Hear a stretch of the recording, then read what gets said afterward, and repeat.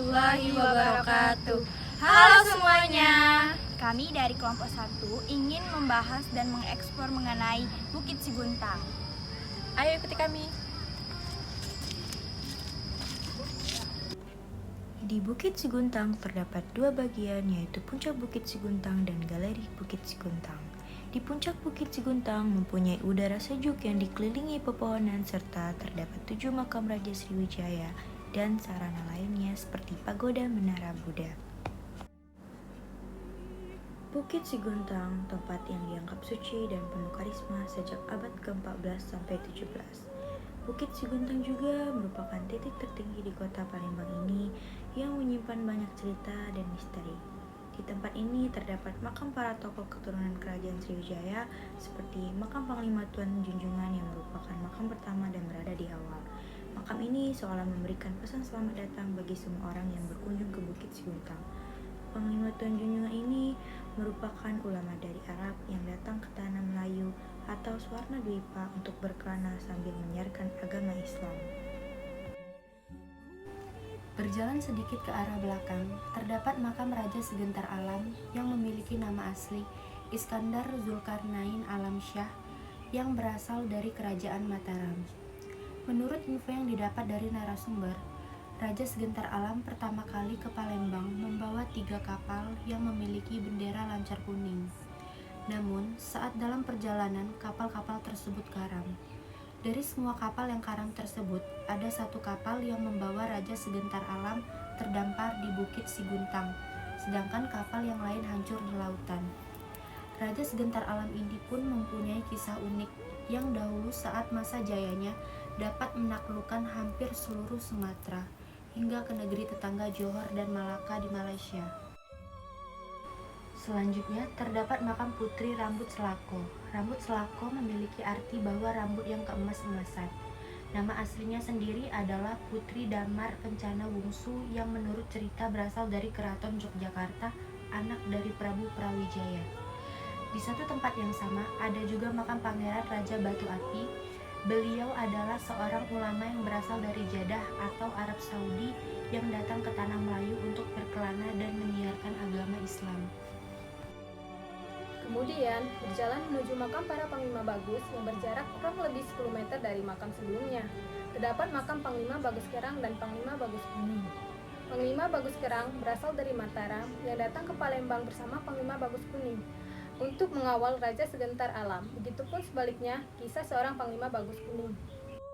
Yang terakhir adalah makam Putri Kembang Dadar. Makam yang satu ini memiliki jarak paling jauh di antara makam yang lainnya. Konon, putri ini seorang gadis Tionghoa. Selain primadona di masanya, ia juga seorang yang sakti. Nama aslinya adalah Putri Bunga Melur. Percaya tak percaya, karena kecantikannya, putri ini pun diceritakan bukan berasal dari bumi, melainkan berasal dari kayangan ataupun langit.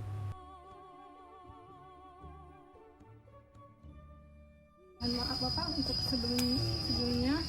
Nah, di sini kami ingin tanya tentang selain makam yang ada di sini, ada apa Pak selain makam? Selain makam. Ya.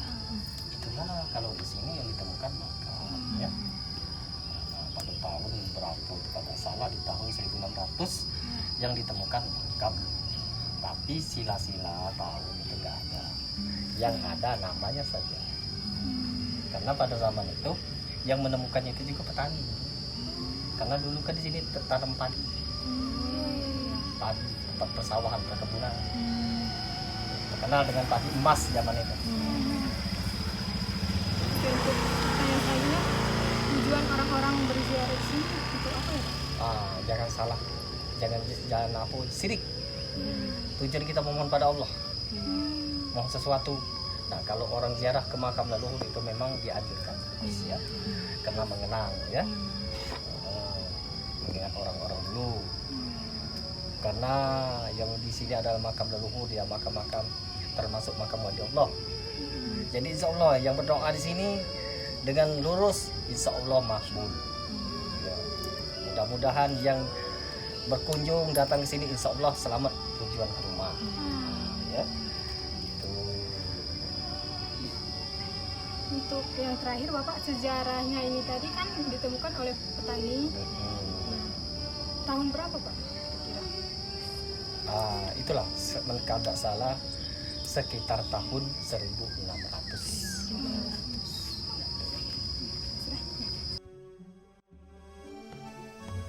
Itulah bagian-bagian yang ada di puncak Bukit Seguntang.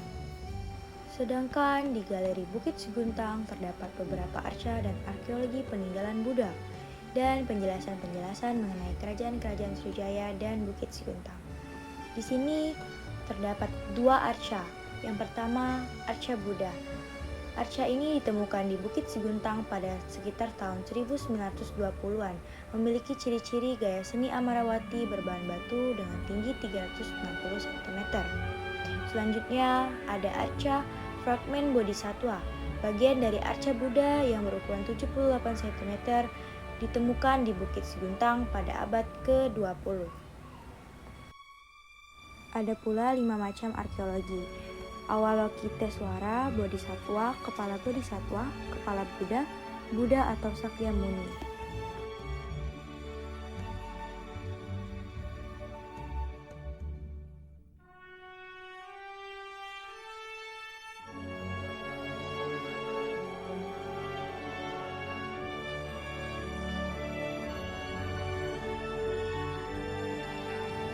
Sekian pembahasan mengenai Bukit Seguntang. Terima kasih telah menonton video ini. Jangan lupa like, comment, dan subscribe.